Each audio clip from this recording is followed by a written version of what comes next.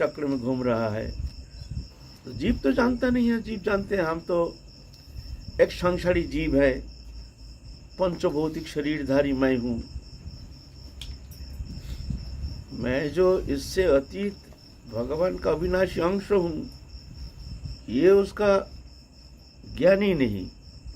हाँ, कोई कोई महत्पुरुष गुरु कृपा से, भगवत कृपा से उसको बोध होता है, वो तो भाग्यशाली है। लेकिन साधारणतः हमारे जैसे बहिर्मुख जीव, वो बुद्धि है नहीं।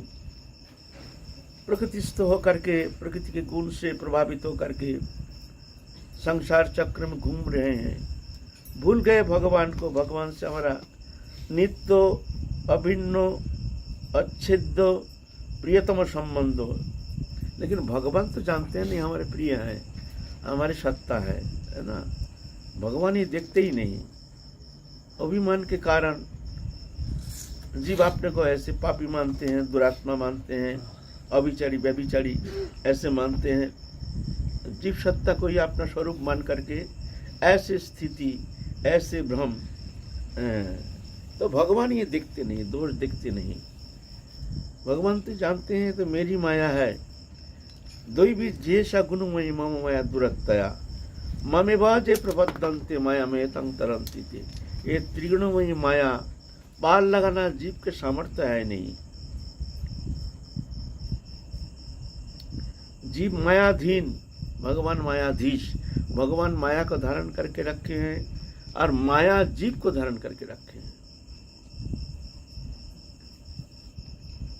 तो भगवान कहते हैं मेरी सृष्टि है, तो भगवान इन पर दया परवश होकर के कोई कोई कल्पों में भगवान आते हैं। ऐसे स्वयं प्रेममय पुरुषोत्तम भगवान राधा कृष्ण मिलित तनु लेकर के गौरांग महाप्रभु के रूप में अवतीर्ण होते हैं। तो ये जो युग है, ये बड़ी भाग्यशाली है जो इस युग में हमारा जन्म हुआ है ना। तो भगवान ये देखते नहीं जी ये पापी है, दुरात्मा है। तो इस तरह से निर्विशेष कृपा करने के लिए सपार्षद अपने समस्त पार्षदों के साथ अवतीर्ण हुए हैं इस युग में। अपने सपार्षद गोलोक धाम से समस्त पार्षदों को लेके आए हैं। तो राधा कृष्ण के मिलित तनु है श्री कृष्ण चैतन्य महाप्रभु। और राधा रानी के सहचरी है अष्टसखिया ललिता अभिषेक चित्रा, इंद्रलेखा, चंपकलता, रंग देवी, तुंग विद्या श्रुदेवी, यह प्रधाना सखी। और मंजरी है, अष्ट मंजरी है प्रधाना, इनकी अनुजाई। रूप मंजरी, रति मंजरी, विलास मंजरी, कस्तूरी मंजरी, मंजुलाली मंजरी, रस मंजरी, गुण मंजरी, लवंग मंजरी, ये अष्ट मंजरी। नित्य पार्षद, ये जीव कोटि का है नहीं, ये पार्षद कोटि है, पार्षद कोटि के है। तो ये लोकनाथ गोस्वामी है मंजुलाली मंजरी।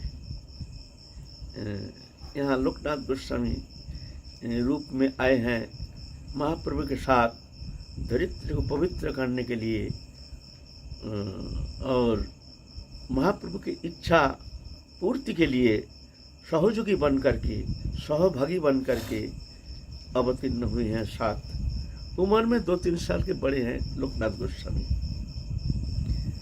ये बांग्ला, वर्तमान बांग्लादेश जशोर जिला तालखड़ी नामक गांव, वहाँ आविर्भूत हुए हैं। पिता का नाम है पद्मनाभ चक्रवर्ती, माता है सीता देवी। पिता भी बड़े विद्वान है और उस समय तो ऐसे धर्म भावना, धर्म के प्रति आदर बुद्धि, उपासना, फिर संस्कृत जो था ये हमारे प्रधान हमारे शिक्षा का विषय वस्तु था। संस्कृत है एकमात्र माध्यम। अभी जैसे माध्यम हो गया इंग्लिश, नाना प्रकार भाषा माध्यम हो गया, लेकिन उस समय संस्कृति ही एकमात्र विद्या शिक्षा का माध्यम। बस विद्या अध्ययन करो तो तुमको संस्कृत जानना अवश्य जरूरी है। तो पिता उच्च कुल के ऐसी ब्राह्मण है, मान्यता प्राप्त समाज में बहुत स्वीकृति है उनकी पंडिताई, फिर उनकी एक सच्छल सज्जन है, ऐसे इस समाज में मान्यता प्राप्त है। तो विद्या अध्ययन के लिए आए हैं अद्वैत आचार्य जी के पास। नवद्वीप में रहते थे अद्वैत आचार्य। अद्वैत आचार्य महाविष्णु अवतार महाप्रभु के साथ आए हैं। महाप्रभु से उम्र में बहुत बड़े हैं। पहले आए हैं अद्वैत आचार्य प्रभु, इनका ही अवदान। आचार्य प्रभु ही गंगा किनारे में गंगा जल तुलसी दे करके रो करके आह्वान किया है, हे प्रभु तुम आ जाओ, तुम आ जाओ, दरिद्र को पवित्र करने के लिए आप तुम्हारे आना जरूरी है। ऐसे करके भगवान को पुकार के गंगा जल तुलसी दे करके आह्वान किए हैं। और उनके आह्वान में भगवान के आसन टल गया, भगवान अवतीर्ण हुए हैं। राधा कृष्ण मिलित तनु श्री कृष्ण चैतन्य महाप्रभु के रूप में। महाप्रभु से 52 साल के बड़े हैं अद्वैत आचार्य प्रभु, बहुत बड़े हैं। तो नवद्वीप में रहते हैं, अध्ययन कराते हैं, सब शिक्षा देते हैं, संस्कृति तत्से दीक्षा भी देते हैं। तो ये पद्मनाभ चक्रवर्ती ये भी आए हैं अद्वैत आचार्य प्रभु के पास आकर के विद्या अध्ययन किए। तत्सहित अद्वैत आचार्य प्रभु से दीक्षा प्राप्त करके बस अपना साधन जीवन व्यतीत किए हैं तालखड़ी नामक ग्राम में। फिर महाप्रभु जब आविर्भाव हुए हैं, उनके आने के 2-3 साल पहले जन्म लिए हैं लोकनाथ प्रभु। तो अब कहाँ विद्या अध्ययन करेंगे, बच्चा बड़ा हो गया। पहले तो अपने पिता के जो पाठशाला है चतुष्पाठी है, कहते चतुष्पाठी माने प्राइमरी स्कूल, चतुष्पाठी माने प्राइमरी स्कूल, वहाँ पर विद्या अध्ययन किए। थोड़ा बड़े हुए हैं, बच्चा बहुत सुशील है, बहुत सुंदर है, कृष्ण कथा में बहुत रुचि है, भगवत चिंतन में बहुत रुचि है। उनके अद्भुत, उनके अंदर सब भाव विकार समस्त ऐसे सद्गुण राशि से परिपूर्ण एक दिव्य, जैसे एक दिव्य स्वरूप लेकर आविर्भूत हुए हैं। तो आप देखें बच्चे को हम कहाँ शिक्षा देने के लिए भेजेंगे, तो सोचें चलो हमारे गुरुदेव हैं अद्वैत आचार्य प्रभु, उनके पास ही भेजो, वहाँ जाके विद्या अध्ययन करेंगे, उसका मंगल होगा। और वहाँ तो उस समय नवद्वीप था विद्या अध्ययन के श्रेष्ठ केंद्र भारतवर्ष में। संस्कृत अध्ययन जो है नवद्वीप बड़ा केंद्र था। एक था काशी में, फिर दूसरा था बंगाल में नवद्वीप में। वहाँ सब विद्या अध्ययन करने के लिए आते थे। सब बहुत बड़े बड़े दिक्पाल जब पंडित हुए हैं सब आते थे नवद्वीप में शिक्षा अध्ययन करने के लिए। लोकनाथ गोस्वामी आए हैं अद्वैत आचार्य प्रभु के पास, वहाँ नाना शास्त्र अध्ययन करते हैं। तत्सहित भक्ति शिक्षा अद्वैत आचार्य प्रभु शिक्षा देते हैं, किस तरह से भगवत जीवन तैयार होने के लिए कैसे कैसे गुण होनी चाहिए, भगवत भजन के लिए कैसे कैसे सद्गुण राशि से अलंकृत होना चाहिए, तभी जा करके उसके भीतर उस भक्ति देवी आविर्भूत होते हैं। ऐसे उनके आचरण भी शिक्षा देते हैं, तत्सहित विद्या अध्ययन भी कराते हैं। महाप्रभु जन्म लिए हैं, अब आते हैं अद्वैत आचार्य प्रभु के पास, विद्या अध्ययन करते हैं, आते हैं। कभी कभी ऐसे तो अलग वो पाठशाला में पढ़ते थे, लेकिन कभी कभी आते थे अद्वैत आचार्य प्रभु के पास। बहुत श्रद्धा है, अद्वैत आचार्य प्रभु को बहुत मानते थे महाप्रभु, और उनके अद्भुत रूप लावण्य छटा देख करके सभी बहुत विमुग्ध हो जाते थे। ऐसे अद्भुत दिव्य दर्शन, उनकी एक अद्भुत आकर्षण शक्ति, ईश्वर तत्व है ना, तो उनमें स्वाभाविक एक आकर्षण शक्ति रहती है। तो जो भी उनके सान्निध्य में आते थे आकर्षित हो जाती, एक दिव्य आकर्षण अनुभव करते थे। ऐसे तो भगवत का उस समय प्रकाश नहीं, ये तो विद्या अध्ययन करते थे, चपल बालक, चपलता, हंसी मजाक ये सब ऐसे ही है।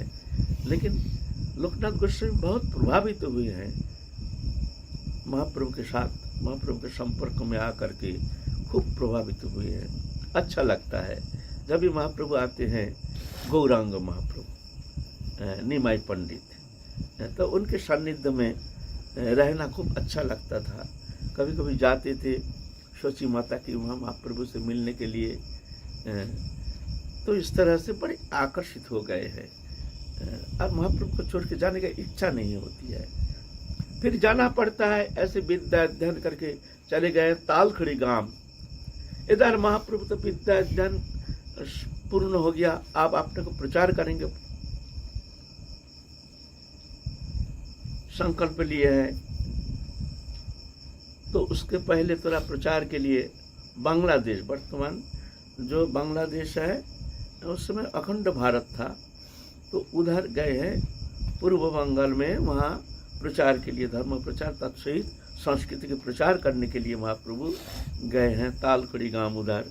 तो लोकनाथ गोस्वामी जब खबर प्राप्त किए हैं, जो गौरांग महाप्रभु निमाई पंडित आए हैं हमारे गांव में, बड़े प्रसन्न हो गए, बड़े प्रसन्न हो गए, एकदम भागते भागते गए हैं, उनके जैसे धन्य हो गए हैं, कृतकृत्य हो गए हैं। जब तक यहाँ रहेंगे तब उनके सानिध्य छोड़ के हम पलक के लिए कहीं नहीं जाएंगे। और महाप्रभु भी लोकनाथ को बहुत प्यार करते थे, जैसे मित्र जैसे व्यवहार करते थे। तो तुम रहो हमारे साथ। तो जितना दिन बंगाल में रहे, पूर्व बंगाल वर्तमान, लोकनाथ गोस्वामी उनके साथ रहे, नाना जगह प्रचार, विद्या अध्ययन, विद्या विलास, विद्यादान। ये तो विद्यादान तो उनके तो लक्ष्य नहीं है, लक्ष्य तो कृपा दृष्टि से सब कृतार्थ करना है, सबके भीतर भक्ति भाव की जागृति करना ही उनके जीवन का उद्देश्य है, इसीलिए अवतीर्ण हुए हैं। यह बात था। उधर बहुत सारे भक्त आते थे उनके पास, आ करके उनके विद्या अध्ययन, उनके साथ रह करके उनसे विद्या विलास आनंद प्राप्त करके कृतकृत्य होकर के जाते थे। आप महाप्रभु तो पूर्व बंग से फिर घर आए हैं, घर आकर के आप सब रो रहे हैं। उस समय धर्मीय स्थिति बहुत नाजुक था, भक्ति भाव के नाम निशान नहीं था, चारों ओर पाखंडी शूद्र देवता का उपासना, कई देवी उपासना, कोई उपासना, कोई उपासना, भक्ति भाव के नाम निशान नहीं, आत्मिक चेतना जागृति के लिए कोई चेष्टा नहीं, कोई ज्ञान नहीं। और इधर श्रीवास पंडित आदि सब अवतीर्ण हुए हैं महाप्रभु के पार्षद, रोते हैं, प्रार्थना करते हैं, हे प्रभु तुम आ जाओ, तुम आ जाओ, अवतीर्ण हो जाओ प्रभु। ये दुर्दशा देख करके हम लोग बहुत कष्ट पाते हैं। श्रीवास पंडित घर में कीर्तन करते हैं और पाखंडी लोग बड़े चिल्लाते हैं, जे ये खाने को मिलता नहीं है, इसीलिए रात भर चिल्लाता है। ये चिल्लाने का कारण ये दुर्दशा हो रहा है। ऐसा कोई उपासना थोड़ी है, चिल्लाना, वही वही हा हा हु करना। पाखंडी लोग ऐसा करते थे, ऐसा बोलते थे, उनको मजाक उड़ाते थे जब रास्ते में चलते थे। श्रीवास पंडित तो बहुत दुखी हो करके, और जो भक्त मुरारी गुप्ता आदि दुखी हो करके भगवान से प्रार्थना करते थे, प्रभु तुम आ जाओ, प्रभु आ जाओ। इधर महाप्रभु आप अपने को प्रकाश करेंगे, उनकी इच्छा हुई, अब हो गया विद्या विलास, अब बहुत हो गया, आप अपने को प्रकाश करना है। तो पहले चलो हम जाएंगे गया जा कर के पिंडदान करेंगे, अपने पूर्व पितृपुरुष को पिंडदान करेंगे, फिर वहाँ से फिर जाके हम अपने को प्रकाश करेंगे। चले गए 2-4 शिष्य लेकर के गया में जाकर विष्णुपाद पद्म में जब ही पूजा किए हैं, बस वहाँ से प्रेम प्रकट शुरू हो गया। पूरा विकार कृष्ण प्रेम में विकारित हो, अश्रुकंप पुलक श्वेत वैवर्ण स्तंभ मूर्छा प्रलय, ये सब अष्टसात्विक विकार। शिष्य लोग देखते हैं ये क्या हो गया, निमाई पंडित का ये क्या दशा हो गया। फिर वही सुने ईश्वरपुरी वहाँ आए हैं, वहाँ कुछ दिन रह रहे हैं, तो गए हैं ईश्वरपुरी के पास, जाकर के प्रार्थना किए कि आप हमको दीक्षा मंत्र प्रदान कीजिए। ईश्वरपुरी दिखते थे, हमारे सौभाग्य की बात है ऐसे शिष्य मिल जाए तो कहना ही क्या है। एक अच्छा शिष्य प्राप्त होना ये भी बहुत ही सौभाग्य की बात है। शिष्य तो बहुत मिल जाता है, लेकिन एक सही भजनशील अनुभवी एक सद्गुण संपन्न भक्त के समस्त लक्षण युक्त एक शिष्य मिलना गुरु के लिए बहुत सौभाग्य की बात है। जैसे मिला था लोकनाथ गोस्वामी को, है ना। तो ऐसे शिष्य कहाँ मिलेगा, हमारे सौभाग्य है। तो वहाँ तो दीक्षा मंत्र लेकर के आए हैं, बस प्रेम भाव से एकदम भावित चित्त वृत्ति, भूल गए विद्याभ्यास, भूल गए वो अहंकार, शांत निर्मल भक्ति भाव में विभावित अंतकरण, एक विनम्रता, एक व्याकुलता, एक उत्कंठापूर्ण हा कृष्ण तुम कहाँ, ऐसे उत्कंठ चित्त वृत्ति लेकर के लौटे हैं अपने घर में नवद्वीप में। माता सोची माता देखते हैं हमारे बेटा का ये क्या हो गया, हमारे बेटा तो इतना सुंदर था, अच्छा सुंदर विद्याभ्यास, कितना सुंदर हंसी मजाक, सबसे आनंद लीला करते थे, सबसे मिलना जुलना, सबसे हंस के बात करना, सबको हंसना, सबको हंसाना, जहाँ ही जो भी मिल जाए उनको हंसाना, ये बस मिल जाए तो कुछ ऐसे शब्द ऐसे व्यवहार करते थे जो बड़े खुशी होकर प्रसन्न होकर जाते थे। निमाय पंडित के सानिध्य में आने का जिसका सौभाग्य हुआ वही तृप्त होकर जाते थे, एक अद्भुत आनंद के स्पर्श प्राप्त होकर धन्य होकर के जाते थे। लेकिन वो निमाय पंडित आज पूर्ण परिवर्तित हो गए हैं, हा कृष्ण बोल के रोते हैं। कभी तो मुई सही करके हुंकार देते हैं, मुई सही मैं वही हूँ, मुई सही माने मैं वही हूँ। और कभी तो दांत में दांत लगा करके, कभी तो ऐसे उग्र मूर्ति, संहार करूंगा पाखंडी को। सोचे मत देखती ये क्या दशा है। बहुत सारे वैद्य बुलाया, माता घबरा गए, एकमात्र पुत्र है, पति तो चले गए, एक बड़ा भाई वो तो संन्यास लेकर चले गए, हमारे एकमात्र आश्रय, हमारे एकमात्र प्राण हैं, ये निमाई पंडित है, हमारे ये पुत्र भी ऐसे पागल हो गया, तो हम क्या करेंगे। बहुत सारे वैद्य को बुलाए, वैद्य आते हैं, वैद्य को तो समझ के बाहर है, जो ऐसे स्थिति, ऐसे पागलपन, ऐसे उन्मादना ये तो कभी देखे नहीं, जानते नहीं है। जो प्रेम भक्ति का एक स्पर्श पाने से मनुष्य का क्या स्थिति होती है, ये लक्षण है। जब प्रेम की किंचित मात्र अनुभूति किसी भक्त के भीतर अनुप्रवेश होता है, तभी जाकर के उसके अंदर ये परिवर्तन देखने में आता है। अश्रु, कंपो, पुलक, शेद, वैवर्ण, स्तंभ, मूर्छा, प्रलय, ये अष्टसात्विक विकार। और महाप्रभु में होता था 18 प्रकार विकार, 18 प्रकार। ये मनुष्य तनु में होता नहीं है, होना संभव नहीं है। मनुष्य तनु में पहले तो 3-4 विकार होता है, खूब ज़्यादा से ज़्यादा होने से अष्टसात्विक विकार होता है ना। लेकिन महाप्रभु में उससे आगे 18 प्रकार विकार। बुलाए सब गुणिन बुलाए, जो कुछ भूतग्रस्त हो, ग्रहग्रस्त हो गया, नहीं क्या हो गया, बद्ध बुलाए। बद्ध ने कहते हैं विकारग्रस्त है, वायु चढ़ गया है, उसको डाब का पानी खिलाओ, पानी पिलाओ, ठंडा वस्तु खिलाओ, माथे में नारायण तेल मालिश करो, ये करो वो करो, सब कुछ करते हैं, लेकिन कोई परिवर्तन नहीं। सब छात्र लोग आते हैं विद्या अध्ययन के लिए, क्लास बंद है, बहुत दिन अध्ययन बंद है, वो लोग कहाँ जाएंगे। निमाई पंडित के चरण सानिध्य में आकर के विद्या अध्ययन करते थे। निमाई पंडित ऐसे पागलपन, और सबको उपदेश करते, पढ़ के क्या होगा, हरिनाम करो, सर्वश्रेष्ठ विद्वत्ता तो यही है। विद्या का फल क्या है, विद्वत्ता का फल है कृष्ण प्रेम। अगर विद्या अध्ययन करके वो प्रेम का स्पर्श नहीं मिला तो वृथा है तुम्हारी विद्वत्ता। ऐसे करके उपदेश करते हैं। सब बच्चा लोग चले जाते हैं, क्या करेंगे, कहाँ जाएंगे। इतने में श्रीवास पंडित एक दिन आए, सुने हैं निमाई पंडित पागलपन हो गया, पागलपन उन्माद दशा हो गया है, श्रीवास पंडित वृद्ध है, उम्र में वृद्ध है, आए हैं देखने के लिए सची माता के पास, क्या निमाई का क्या हो गया देखो थोड़ा। आए हैं निमाई पंडित तो ऐसे भाव दशा, और भक्त को देख करके भगवान और बेसी विकारित हो जाते हैं। भक्त को देख करके भगवान के भीतर प्रेम के स्फुरन होता है, अद्भुत एक प्रेम की विकार होना शुरू हो जाता है। क्यों भक्त वत्सल भगवान ना, भगवान तो जानते हैं श्रीवास पंडित कौन है।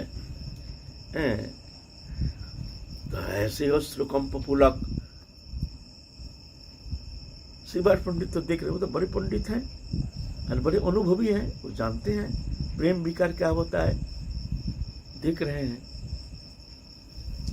अरे निमाई पंडित इतना घमंडी था, इतना घमंड, किसी को मानते नहीं है, जानते नहीं है, किसी को कोई वैष्णव भजन ये सब मानते नहीं है, हर समय विद्या अभिमान लेकर के चलते हैं ऐसे। और ऐसे स्थिति कैसे हो गया देख रहे हैं। तो बोलता है श्रीवास पंडित तुम क्या देख रहे हो, हमको देख करके तुमको क्या महसूस हो रहा है। बोले ये तो दुर्लभ स्थिति निमाई, तुम्हारे ऐसी स्थिति। बोले ये तो लोग कहते हैं हमारा वायु हो गया, वायु। तुम क्या कहते हो, हमारा वायु है? बोलो ना, हमारी ये वायु है। तो बांग्ला में प्यार में कहते हैं जे निमाई तुम्हारे जे बाई ताहा अभी चाई। माने तुम्हारे जो वायु है ना, ये वायु हमको मिल जाए तो हम धन्य हो जाएंगे। तुम्हारे जो बाई यह हमें चाहिए, धन्य हो निमाई पंडित, निमाई पंडित। तो श्रीवास पंडित को देख करके निमाई पंडित जाके छाती में भर लिया, जो श्रीवास पंडित तुमने हमको बचा लिया। और सब कोई कहते हैं हमारा माथा खराब हो गया, सब कोई कहते हैं बाई रोग, हमारे दिमाग खराब हो गया। अगर तुम भी ऐसे कहते ना तो मैं अभी जा करके गंगा में कूद करके प्राण को समाप्त कर देता। सब कोई कह रहे हैं भाई, हमको कोई पहचान नहीं रहा है। न धन्य धन्य धन्य है निमाई पंडित, तुम चिंता नहीं करना, हम लोग सब मिलके खूब आनंद करेंगे, खूब कीर्तन करेंगे। ठीक है। श्रीवास पंडित चले गए। फिर महाप्रभु जा करके एक दिन तो प्रातः काल श्रीवास पंडित बैठे हैं भजन में, दर्ज में लात मार रहे हैं धमाधम, ए श्रीवासिया। अरे दर्जा खोल के देखे, एकदम दिव्य स्वरूप, शरीर से जैसे ज्योति निकल रहा है, अद्भुत। एक देख करके ऐसे लग रहा जैसे साक्षात पूर्ण ब्रह्म सनातन जैसे आविर्भूत मनुष्यत्व धारण करके जैसे आविर्भूत हो गया है।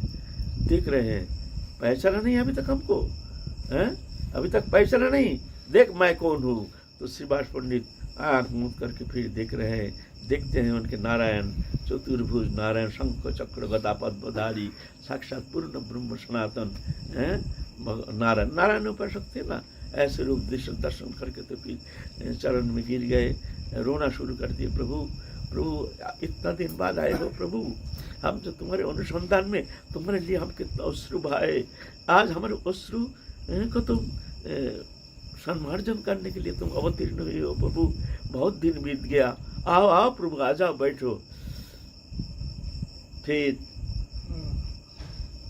जहाँ ठाकुर जी बैठते थे वहां पर आश्रम में महाप्रभु बैठाए।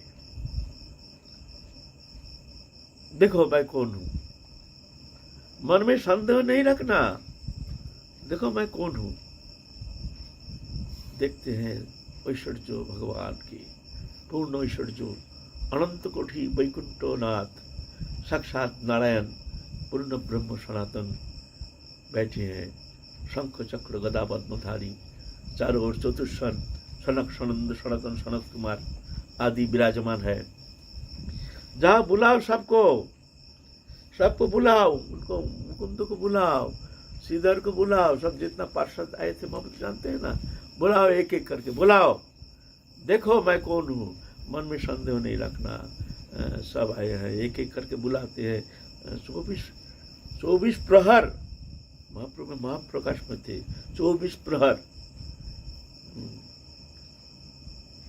फिर आए एक एक करके भक्तों, जिसका जैसी उपासना तदनुरूप महाप्रभु को स्वरूप दिख रहे थे, वही स्वरूप जो राम उपासक मुरारी गुप्त थे, राम उपासक, वो देख रहे हैं राम, सीता, लक्ष्मण, भरत, शत्रुघ्न, हनुमान जी हैं, समस्त पार्षद, राम परिवार, राम दरबार विराजमान है, दिव्य चिन्मय,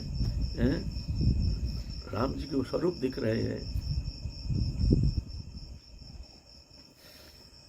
ऐसे ऐसे अलग अलग अपने उपासना अनुसार भगवत स्वरूप दिख रहे हैं। और भी बहुत सारी लीला किए हैं। फिर जा करके आप महाप्रभु महाप्रकाश आप सबको बुला रहे हैं, आप कीर्तन मंडली लेकर के घर घर में जाओ, हरि नाम प्रचार करो। इसके बाद महाप्रभु के पास नित्यानंद प्रभु आए, अवतीर्ण हुए।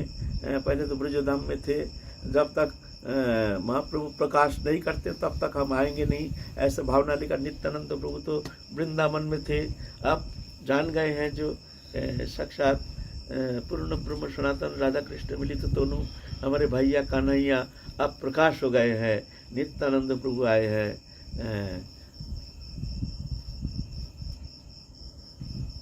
महाप्रभु रो रहे हैं, भैया भैया भैया, मेरे भैया, बलदेव भैया, बलदेव भैया। अरे रो रहे हैं बाबू प्रभु, अब रो क्यों रहे? नहीं, हमारा भैया के बिना हमारा मन नहीं लगता है, मन नहीं लगता है। कहीं से भी हो, कैसे भी हो, हमारे भैया से मिलाओ। दूसरा दिन सुबह उठ करके कहते हैं, भाई देखो, हम देखते हैं, स्वप्न देखे हैं, हमारे यहाँ आंगन में एक तालध्वज, एक रथ, दिव्य रथ उतरा है। उस रथ से एक दिव्य पुरुष आए हैं। उस दिव्य पुरुष ये नवद्वीप में आए हैं, तुम लोग जाके उनको आदर करके ले आओ। तालध्वज माने बलराम जी का जो रथ है, वो ताल का जो पेड़ है ना, उसका चिन्ह है। और महाप्रभु वही भगवान श्री कृष्ण का जो रथ है वो है गरुड़ ध्वज, उनके ध्वजा में गरुड़ की मूर्ति है। और अर्जुन का जो रथ है वो कपित ध्वज, बंदर की मूर्ति है, ये चिन्ह है। तालध्वज है बलराम की रथ। जाओ तुम लोग देखो, ऐसे कौन महापुरुष आए हैं नवद्वीप में। सब कीर्तन लेके घर घर जाते हैं। आपके यहाँ कोई ऐसे कोई आए हैं बाहर से, ऐसे कोई महापुरुष? नहीं भैया, हमारे यहाँ तो कोई आए नहीं है। फिर जा रहे, ऐसे करते करते पूरा नवद्वीप छानबीन कर लिया। और नित्यानंद प्रभु आकर के करवाड़ी जानो नंदनाचार्य जो महाप्रभु का पार्षद है, उनके घर में जाकर के और उनके दिव्य दर्शन, ऐसे दिव्य पुरुष, विशाल शरीर है, दिव्य दर्शन देख करके नंदनाचार्य तो बहुत प्रसन्न हो गए। आइए प्रभु, आइए प्रभु, हम आपके लिए क्या सेवा कर सकते हैं? बोलते हम आपके लिए रहेंगे, आपके यहाँ किसी को बताना नहीं, बस एक रूम दे दीजिए हमको, वहीं पर हम रहेंगे, किसी का पता नहीं हम यहाँ आए हैं, कहाँ से आए हैं, कौन आए हैं, किसी को बोलना है नहीं। उनको एक रूम दे दिए हैं जो व्यवस्था करते हैं नंदनाचार्य। ऐसे घूमते घूमते कहीं मिला नहीं, नंदनाचार्य घर भी आए हैं। आपके यहाँ कोई ऐसे महापुरुष आए हैं, आप क्या करेंगे? तो नित्यानंद प्रभु ने मना कर दिया, चले गए। नहीं प्रभु, ऐसा कोई व्यक्ति आया नहीं है, ये नवद्वीप में घर घर तलाश कर लिया, यहाँ कोई ऐसे पुरुष आए नहीं है। ओ, हमको ही जाना पड़ेगा भैया। हाँ भैया बहुत मान करके बैठे हैं, जो हमारे छोटे भैया कन्हैया नहीं आने से हम आएंगे नहीं। अच्छा चलो, हमको ही जाना पड़ेगा। जाते जाते कुल कड़ता ले करके सीधा गए हैं नंदनाचार्य के घर, सीधा महाप्रभु चले गए। जानते हैं जो यहीं पर तो छिपे हैं। जा करके हरिनाम महाकीर्तन से एकदम दिगंत मुखरित करके आनंद धारा बहाते बहाते सब भक्त मंडली लेकर के पहुंची है। नंदन आचार्य जी से कहते, आपके यहाँ कोई महापुरुष आए हैं? नंदन आचार्य वचन दे दिया जब हम किसी को कहेंगे नहीं। अब हाँ भी कह नहीं सकते, ना भी कह नहीं सकते। अगर कहे नहीं आया है तो झूठ हो जाता है, अगर हाँ कहे तो हमने वचन दिया। मौन होके बैठा है, मौन होके बैठा है। अच्छा समझ गया, हाँ, हम समझ गए हैं, कोई बात नहीं, आपको बोलने का आवश्यकता नहीं, चलो। सीधा जा करके 2 ताला ऊपर मकान, बड़े मकान, सीधा चले गए मकान में। मकान में जा करके वहाँ नित्यानंद प्रभु बैठे हैं। अब देख करके ही तो नित्यानंद प्रभु बोले, बहुत दिन जिसके इंतजार में मेरे भैया कान्हैया साक्षात आज हमारे कान्हैया आ गए हैं। अपलक नेत्र अभिन्न तनु ना, बलराम और कृष्ण तो अभिन्न तनु एक ही है। अश्रुकंप पुलक, ऐसा करके देख करके एकदम अचेत होकर गिर गए, अचेत होकर। विशाल तनु, दिव्य दर्शन, आकर्ण नेत्र, ऐसी जटा है, अद्भुत एक अवधूत वेश। फिर महाप्रभु उनको उठाए, चेतन होने का बाद फिर ना जाने आपस में क्या क्या बात की। भक्त लोग देख रहे हैं आपस में दोनों क्या क्या फुस करके क्या बात कर रहे हैं। जो ये आपस के मामला बहुत भक्त अंतरंग भक्त जान गए हैं। ये मिलन कोई साधारण मिलन नहीं, ये तो अगर ये हमारे ठाकुर जी हैं तो ये हमारे बलराम भैया ही होंगे। ठीक है, कीर्तन करके तो ले आए हैं। नित्यानंद प्रभु का आह्वान करके ले आए। कीर्तन में मुखरित तो सारा नवद्वीप, घर घर में हरिनाम संकीर्तन, ये खबर पहुंच गया है आपका तालखड़ी ग्राम। लोकनाथ ब्रह्मचारी, लोकनाथ गोस्वामी, उनके यहाँ जे ये तो साक्षात पूर्ण ब्रह्म सनातन, ये निमाई पंडित जिसको आप मित्र मानते थे वो मित्र तो है, लेकिन वो साक्षात भगवान है। आनंद में हृदय कमल खिल गया है। आप हो गया, अब हम चलेंगे, अब हमारे जाने का समय आ गया। आनंद में एकदम शोध-बूध खो गए। पिता को दंडवत करके, माँ को दंडवत करके वहाँ से चल दिया। अब हम चलेंगे। पैदल चलते चलते आ गए हैं। और महाप्रभु भी इंतजार कर रहे थे जे लोकनाथ कब आएगा। फिर महाप्रभु को देखते ही लोकनाथ गोस्वामी तो एकदम भाव विभोर होकर के अचेत होकर गिर गए चरण प्रांत में। महाप्रभु फिर उनको उठा लिए, उठा करके बड़े आदर किए, छाती में भर लिए, भर करके बड़े आदर किए उनको। सब भक्त दिख रहे हैं कि ऐसे कौन महापुरुष आए हैं जो महाप्रभु इतना अपनापन, इतना प्रियता। फिर वहाँ तो आप लोकनाथ गोस्वामी सोचे हैं कि अब हम घर नहीं जाएंगे, अब हम महाप्रभु के सानिध्य में हम दिन व्यतीत करेंगे। नवद्वीप में रह करके हम भी हरिनाम संकीर्तन में शामिल होकर के हरिनाम कीर्तन में आनंद मुखरित होकर के हम भी नवद्वीप धाम में विराज करेंगे, ऐसे आशा लेकर बैठे हैं। लेकिन महाप्रभु का संपर्क अलग अलग चिंताधारा। दूसरा दिन लोकनाथ गोस्वामी का हाथ पकड़ के कहते हैं, लोकनाथ तुमको एक काम करना पड़ेगा, तुम ना नहीं करना। नहीं प्रभु, ना क्यों करेंगे, क्या काम है? देखो लोकनाथ, हम तो यहाँ हैं, लेकिन हमारी जो नित्य धाम वृंदावन वो लुप्त हो गया है। काल चक्र में हमारे जितना लीलास्थली सब लुप्त हो गया है। वो दिव्य वृंदावन, उसको उद्धार कौन करेगा? तो प्रभु मेरे लिए क्या आदेश, न तुमको जाना पड़ेगा। सुन करके तो अचित हो गया। हाय, हम जिनके सान्निध्य प्राप्ति के लिए घर बार छोड़ करके सब कुछ छोड़ छाड़ के हम यहाँ आए हैं, और हमको कह रहे हैं तुम वृंदावन जाओ। अरे वृंदावन जिनके चरण कमल में निवास करते हैं, वो हमारे प्रेम पुरुषोत्तम जो सामने है, फिर कौन सा वृंदावन में हम जाएंगे? ये तो ऐसे आदेश रो रहे हैं बड़े जम के, प्रभु ऐसे विघातक आदेश मत करो, ऐसे हृदय विदारक आदेश मत करो प्रभु, हमसे होगा नहीं। नहीं लोकनाथ, देखो अपने निजी काज करने के लिए निजी जन चाहिए। बाहरी लोग के द्वारा घर का काम थोड़ी होता है, यह हमारा घर का काम है। इसीलिए घर का काम करने के लिए घर का लोग ही चाहिए। तुम हमारे निजी जन हो, तुम्हारे द्वारा ही ये कार्य संभव है, तुमको जाना पड़ेगा, तुम ना नहीं करना। और वृंदावन में हम भी आएंगे, तुम जाके लुप्त तीर्थ उद्धार करो और हम तुमको प्रेरणा देंगे, तुम जान जाओगे कौन सा तीर्थ कहाँ है। इतने में क्या हुआ, गदाधर पंडित के एक शिष्य भूगर्भ गोस्वामी, वो भी महाप्रभु के सानिध्य में रहती हैं।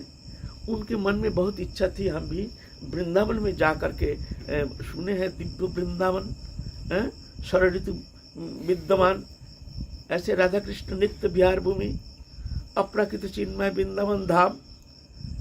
तो उनका मन वृंदावन जाने के लिए लालायित था। तो वो कहते हैं, जे लोकनाथ हम चलेंगे तुम्हारे साथ, हम चलेंगे तुम्हारे साथ, चलो हमको ले चलो। और महाप्रभु देखते अच्छा हुआ, अकेला हो जाएगा, बहुत कष्ट पा रहा था, एकदम साथ रहने से तो बड़ा आनंद होगा, तो इतना कष्ट तो होगा नहीं। ठीक है, बढ़िया है। आप लोकनाथ गोस्वामी देखते हैं महाप्रभु का आदेश, और महाप्रभु कहे हैं कि हम वृंदावन जाएंगे, तो ठीक है।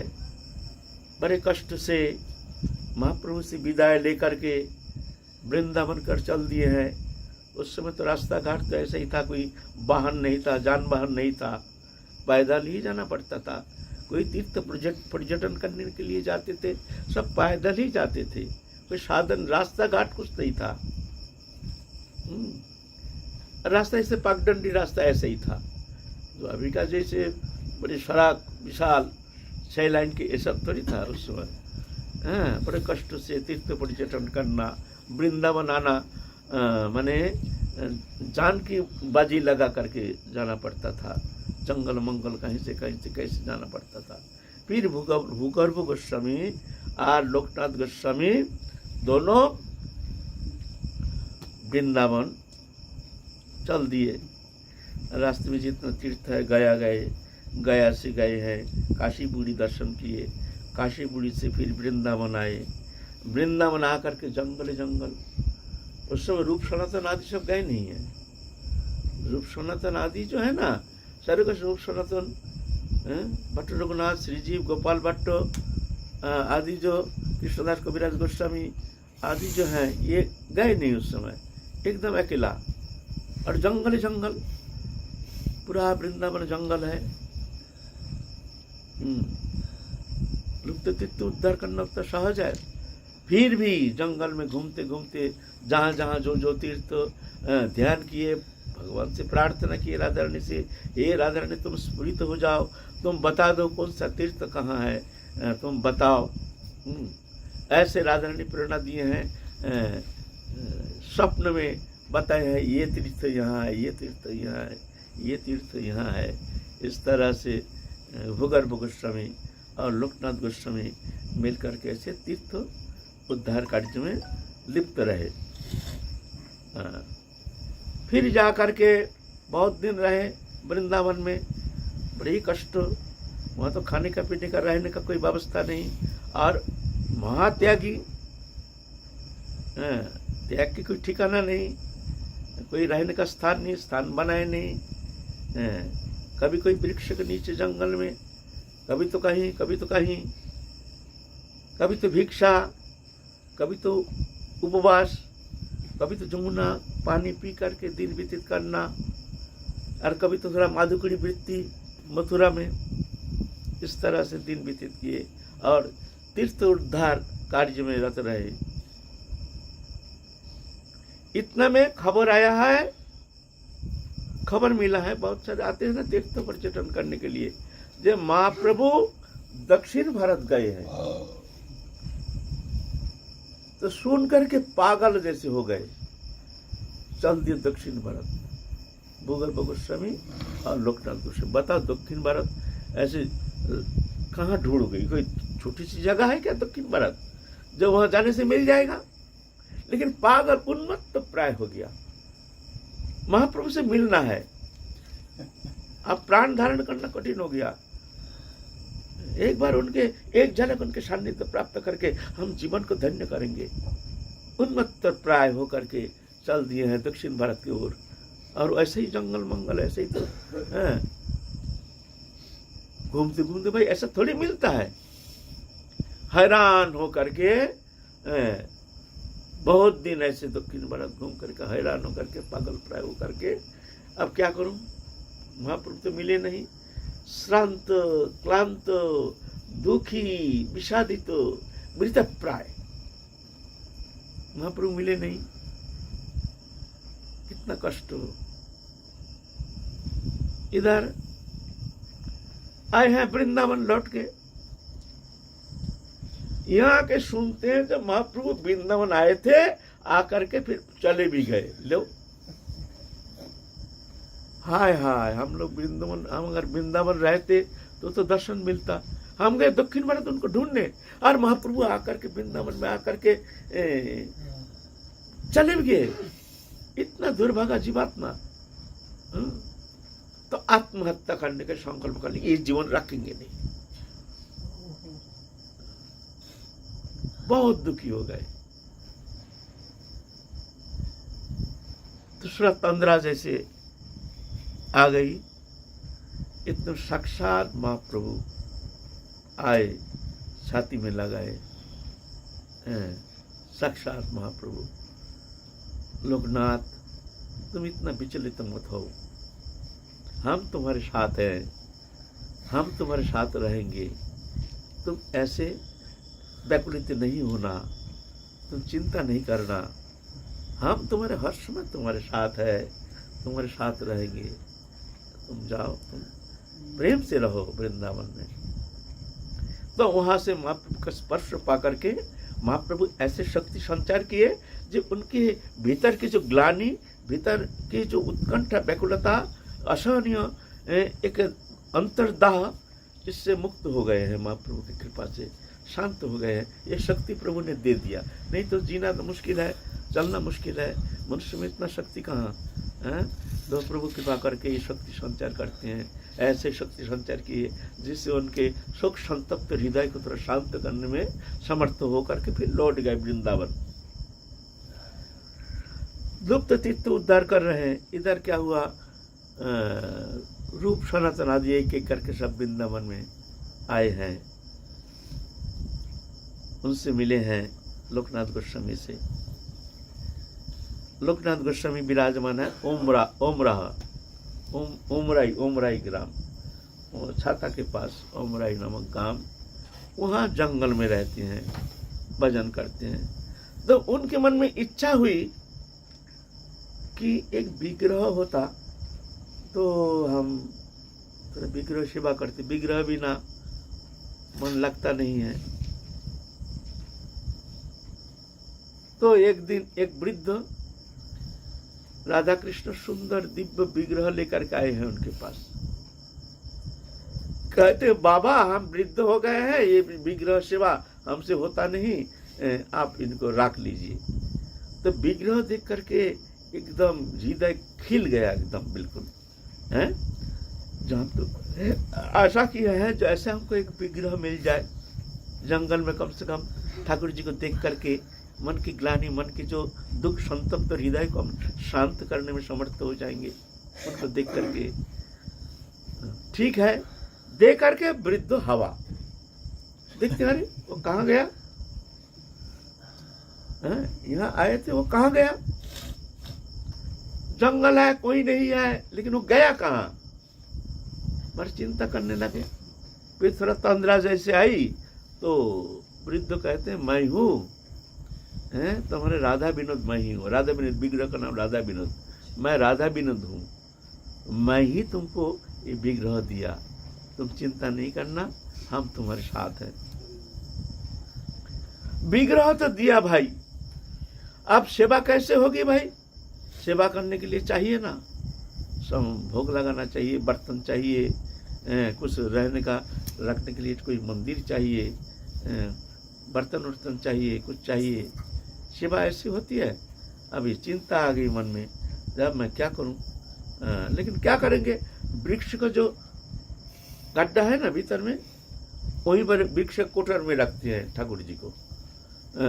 कहीं जाते हैं और रख करके फिर अपना मधुकरी मधुकरी जो भी करना है आकर के जल और तुलसी, बस जल तुलसी दे करके प्रभु को प्रसन्न करने का कोशिश करते। प्रभु अश्रुधारा से वक्षस्थल को अभिषिक्त करते हुए रोते रोते निवेदन करते थे, प्रभु हमारे पास कुछ नहीं है, मैं क्या भोग लगाऊं तुमको प्रभु, हम तो ऐसे ही जंगल में पड़े हैं प्रभु, हमारे तो कोई साधन नहीं, तुम इसमें प्रसन्न हो जाओ प्रभु, तुम ये जल तुलसी में प्रसन्न हो जाओ। शास्त्र में है पुरुष दल मात्रेण जलश्च चुलिकेन वा विक्रीणीते समात्मनं भक्त भक्त वत्सलम्। तुलसी दल मात्रेण जलश्च चुलिकेन वा, एक गिलास पानी और एक दल तुलसी दे करके जो प्रेम से हमको निवेदन करता है, उसकी ऋण शोधन करने के लिए मैं चिंतित हो जाता हूँ, मैं उसका ऋण कैसे चुकाऊं। विक्रीणित आत्मनंग, मैं आत्मा तक उनको देने के लिए तैयार हो जाता हूँ। स्व आत्मनंग भक्त भक्त वत्सल भगवान, इतनी भक्त वश्यता उनमें है। इसीलिए प्रभु तो 56 भोग के ये लोभी लालची नहीं है। कौन सा वस्तु तुम दोगे हमको, कौन सा वस्तु तुम्हारा है, ये सभी तो मेरा है। लेकिन फिर भी भक्त जो प्रेम से वस्तु प्रदान करते, प्रेम होना चाहिए, प्रेम होना चाहिए, वस्तु नहीं। भगवान वस्तु देखते ही नहीं, देखते हैं प्रेम। जहाँ प्रेम नहीं वहाँ तुम 56 भोग क्यों कैसे भी कुछ भी लगाओ, भगवान झांकते भी नहीं है, झांकते भी नहीं है। दुर्योधन ने सोचे है एक कृष्ण तो पंच पांडव के साथ पीछे पीछे डोलता है, अरे तो जंगल में रहता है, खाने का कुछ नहीं, क्या खिलाता है, और सामने भी लड़ाई होने वाला है, कुरुपांडव का युद्ध तो होने वाला है, तो इनको एक निमंत्रण ऐसे स्वागत देंगे जो वो स्वागत देख करके कृष्ण इतना मोहित हो जाएगा, फिर तो हमारे पक्ष में आ जाएंगे। ऐसी चिंता करके एक आयोजन किए हैं, कृष्ण को निमंत्रण प्रदान किए हैं, जो कृष्ण तुम हमारे यहाँ एक दिन प्रसाद पाने आना, कब आओगे बताओ। कृष्ण तो जानते हैं सर्वांतर्यामी भगवान, ना हम आएंगे फलाना दिन। उसके पहले दुर्योधन ने भारतवर्ष के विभिन्न प्रांतों में सबसे बड़े बड़े रसोइया जो वस्तु बनाने में सबसे माहिर है, ऐसे रसोइया बुलाए, ऐसे ऐसे वस्तु जो कभी किसी ने देखा नहीं, खाया नहीं, ऐसे ऐसे वस्तु होना चाहिए जो कृष्ण खा करके कहेंगे जो भाई हमने जीवन में ये वस्तु खाया नहीं। तो रसोई के लिए बड़े बड़े विख्यात है ना, जैसे वहाँ के ये वस्तु विख्यात है, वहाँ के ऐसा है ना, नवद्वीप के दही ये विख्यात है, ऐसे कहीं कहीं का कोई कोई वस्तु विशेष विख्यात है। ऐसा ही वस्तु बनाने के लिए वहाँ से रसोइया बुलाया गया, सारा भारत के विभिन्न प्रांतों से ऐसे ऐसे रसोई बनाए हैं, फिर तोरण बनाए हैं, बड़ी सजावट किए हैं, ऐसे रास्ता सजाए हैं, कृष्ण आएंगे, चारों ओर एक ही पोशाक कपड़ा पहन करके सब देवियाँ, सब मैया लोग सब एक ही वस्त्र, एक ही रंग के, एक ही कपड़ा पहन करके शंखनाद करते हैं, शंख ध्वनि, कृष्ण आ रहे हैं, सब फूल वर्षा कर रहे हैं, और ऐसे ऐसे उधर सब ब्राह्मणगण वेद स्तुति कर रहे हैं, ऐसे वैभव, ऐसे स्वागत देख करके कृष्ण तो जानते हैं ये तो कुटिल है, इसका तो उद्देश्य है हमको प्रसन्न करके हमसे काम अदा करना, उनके पक्ष में हम जाएंगे तो उनका काम बन जाएगा। और अशुद्ध के अन्न जिसमें प्रेम नहीं, वो वस्तु भगवान स्वीकार नहीं करते। हम लोग तो भोग लगाते हैं ना, ऐसा नहीं जो भगवान को प्रसन्न हो जाते हैं। 56 भोग, श्रद्धा चाहिए, प्रेम चाहिए। कृष्ण गए हैं, जा करके देखते हैं ये वस्तु तो प्रेम नहीं है भाई, ये वस्तु तो हम स्वीकार नहीं करेंगे, तो जा करके पेट में हाथ लगा करके रगड़ रहे हैं, भाई दुर्योधन भाई सुबह से इतना पेट दर्द, उल्टी उल्टी आ रहा है, ऐसे उल्टी आ रहा है भाई, बड़ा हालत हमारा बहुत खराब है, अरे भैया हम तुम्हारे लिए इतना आयोजन किए हैं, थोड़ा सा तो कुछ तो चाक के देखो। अरे भाई फिर कभी आएंगे भाई, आज मेरा जान हैरान हो गया, ना जाने क्या हो गया, इतना मरोड़ चल रहा है पेट के अंदर। ओ भाई हमारा जान हैरान है भाई, मैं फिर कभी आऊँगा, फिर कभी आऊँगा, आज भाई जाने दो। ठीक है, क्या करें, बहुत कोशिश किया थोड़ा सा, जब हमने ऐसे ऐसे वस्तु बनाए ऐसे खिलाएंगे, लेकिन आज तो कृष्ण हमारे सब व्यवस्था सब वृथा। क्या करें, अब क्या करें, जब खाएगा ही नहीं तो क्या करें। अब उधर तो कृष्ण को जम के भूख लग गया, जम के लग गया भूख, वो सीधा गए विदुर के घर। और विदुरानी उस समय नग्न होकर के कुआं में, कोई तो है नहीं, मर्द फर्द कोई है नहीं, विदुर जी घर में नहीं है, और कुआं से पानी उठा करके नहा रही थी। भाभी भाभी बहुत भूखे हैं, जल्दी कुछ खाने दो। अरे कृष्ण देख करके इतना प्रेम विभावित हो गए, उस रूकंप पुलक, हाय हाय कृष्ण हमारे घर आए, हाँ कृष्ण तुम आए, कृष्ण आए। और कृष्ण का हाथ पकड़ कर भीतर नग्न अवस्था में, विवस्त्र अवस्था में, ख्याल नहीं जहाँ नग्न है, ख्याल नहीं जहाँ विवस्त्रा है। कृष्ण प्रेम में ऐसे विभावित हो, जल्दी क्या करेंगे, भगवान को तो शर्म लग गया है, क्या करेंगे, अपने उत्तरी जो है ना उसको उठा के उनके ऊपर चढ़ा दिया। चलो, ख्याल नहीं, ऐसे कपड़ा को ढाक करके वही अवस्था में, कपड़ा पहन ले ऐसा नहीं, वही अवस्था में चल दिए, चल कर भीतर ले गए, लेकर के चौकी था, चौकी तो उल्टा करके, ख्याल नहीं, मुंह की तरफ ऐसे देख रहे हैं जैसे अनंत कोटि ब्रह्मांड के समस्त सुख समृद्धि जैसे उस मुखार बिंद में समा हुआ है, जैसे अपलक नेत्र में वो अमृत रस पान कर रहे हैं, ऐसे देख रहे हैं। अश्रु धारा बह रही है, धारा बह रही है। इधर केला था घर में, केला लाए, अब ख्याल नहीं, मुख श्रीमुख कमल, श्रीमुख चंद्रिमा को दर्शन करते करते ऐसे भाव विभक्त हो गए जो केला का छिलका उतर करके गुदा को फेंक रहे, छिलका को मुंह में दे रहे, ख्याल नहीं क्या खिला रहे, और भगवान छिलका खा रहे हैं। इतने में विदुर जी आए, विदुर जी आके देखते हैं जो घर में केला पड़ा हुआ है, गुदा, छिलका है नहीं भाई, छिलका है केला नहीं है तो समझे किसी ने केला खा लिया, छिलका नहीं है केला पड़ा है, इसका क्या माने है। अरे भाई ऐसा तो कभी देखा नहीं सुना नहीं, केला पड़ा हुआ छिलका नहीं है, अरे छिलका रहता तो समझ जाते किसी ने केला खा लिया, छिलका फेंक दिया।